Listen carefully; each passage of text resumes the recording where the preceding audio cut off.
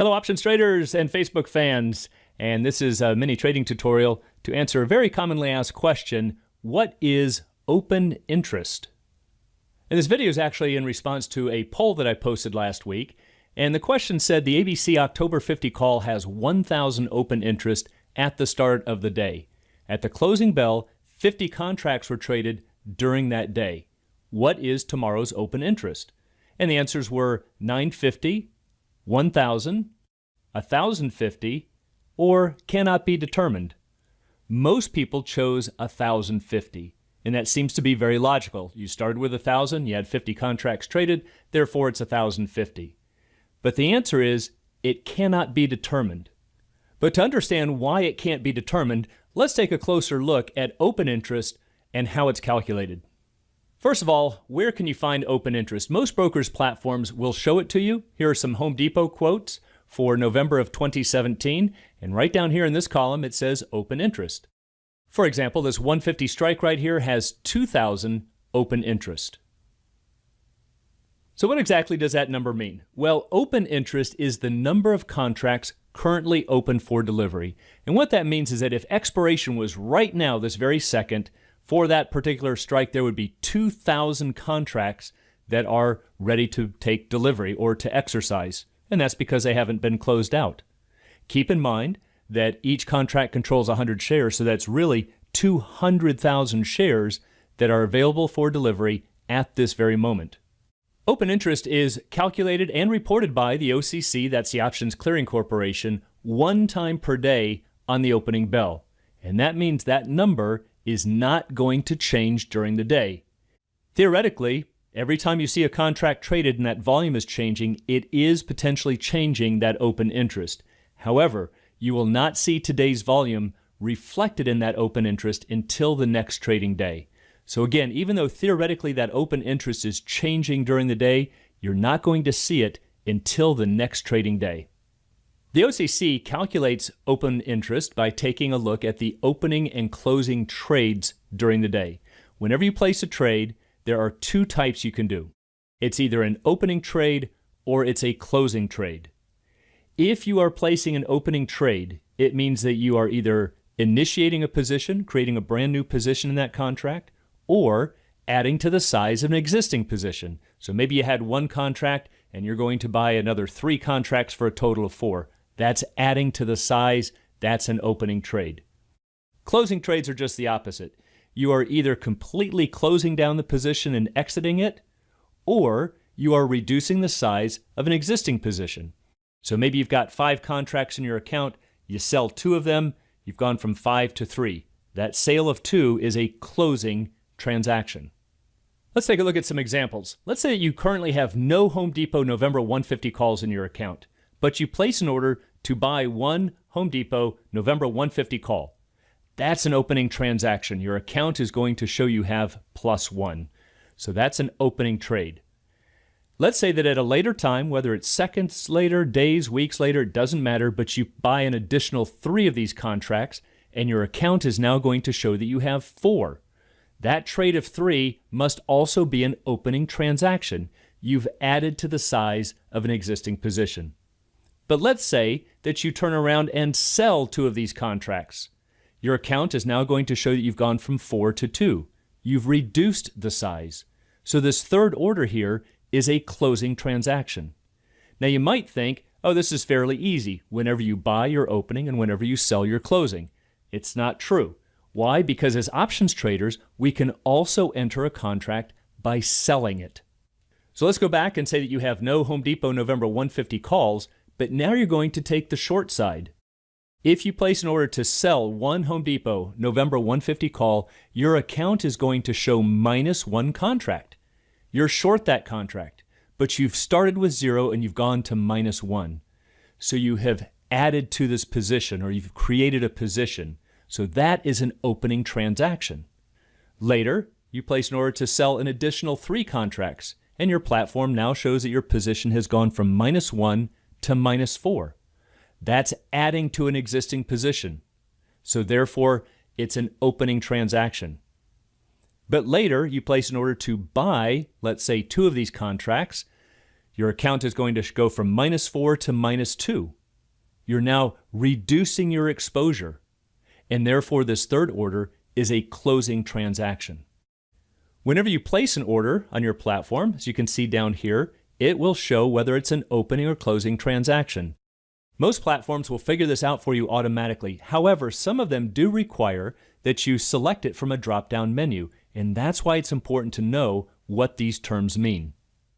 Now here's where it gets a little tricky. The open interest, as we saw, is in this column, but it's influenced by today's activity, which is the volume over here.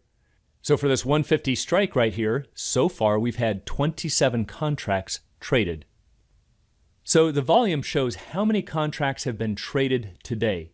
Volume begins each day at 0 and increases during the day. So unlike open interest, you will see volume change throughout the day. Now here's the key point. All of today's volume will not necessarily be added to tomorrow's open interest. That's the fallacy that a lot of traders believe. So here's the way that it works. Let's take a look at an example and say that open interest is currently 1,000. And there is one trade for the day. You place an order to buy 10 calls to open, and you just so happen to get paired with a trader who is selling 10 calls to open. There always has to be a buyer with a seller, but they don't always have to both be opening.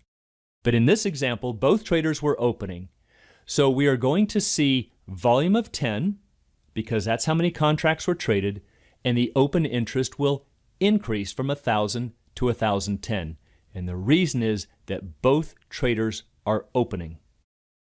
Let's take a look at a second example. We'll reset the clock here back to where it was and say the open interest was 1,000, but now you place an order to buy 10 calls to close and just so happen to get matched with a trader who is selling 10 calls to close. Again, there always has to be a buyer matched with a seller, but they don't always have to both be closing trades. But in this example, because they are both closing trades, we are going to see open interest decrease from 1,000 to 990. And that's because we had a volume of 10 contracts were traded, but they were closing transactions. People were getting out of these contracts, and therefore the open interest must be reduced. Here's a third example, and where it actually gets kind of interesting. Let's say that open interest is 1,000. You place an order to buy 10 calls to open, and just so happen to get matched with a trader who is selling 10 calls to close. It could also be the reverse. Maybe you're buying to close and the other person is selling to open. But as long as one trader is opening and is matched with another trader who is closing, it has no effect on open interest. So if this is the only trade from today, you would see the open interest started at 1,000 and on tomorrow's opening bell would also be 1,000, even though we had volume of 10. Once you see how it works with a single trade, it's easy to understand what happens throughout the day. Let's make it a little more complicated here, and we'll do 3 trades. First trade, somebody buys to open 30 contracts and is matched with somebody who is selling to open 30 contracts. The second trade here in gray, somebody is buying to open 10 and is matched with somebody who is selling to close 10. And the third trade in red, somebody is buying to close 20 who happens to be matched with somebody who is selling to close 20. In this case, we'll see that volume is 60. That's the total number of contracts that were traded. How will that affect open interest? Well, in the first case in green, that will have an effect of increasing open interest by 30. Why? Because both traders were opening. The second trade will have no effect on open interest, and that's because one trader was opening and matched with a trader who was closing. They're effectively just swapping places with each other. The third trade will actually decrease open interest because both traders were closing. So open interest will fall by 20. So if these are the only 3 trades from today, tomorrow's open interest will increase by 10 even though volume was 60. Open interest always starts at 0 whenever a contract is first traded. And then throughout its life, let's say it has 30 days to expiration, but it will trade, you will see open interest increase. And then right about the halfway point, it will peak, and then you will start to see traders unwinding or closing those positions. And ultimately, you will have a few traders, usually about 10%, who will actually hold the contracts open for delivery. But most traders are just going to close the contracts in the open market. So here's the open interest rule. just remember that you always have to have a buyer and a seller.